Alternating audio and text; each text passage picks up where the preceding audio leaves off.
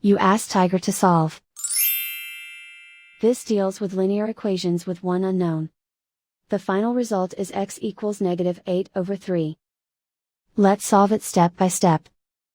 Simplify the expression. Group like terms. Simplify the arithmetic. Group all constants on the right side of the equation. Subtract 8 from both sides. Simplify the arithmetic.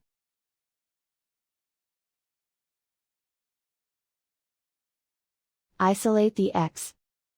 Divide both sides by 3. Simplify the fraction.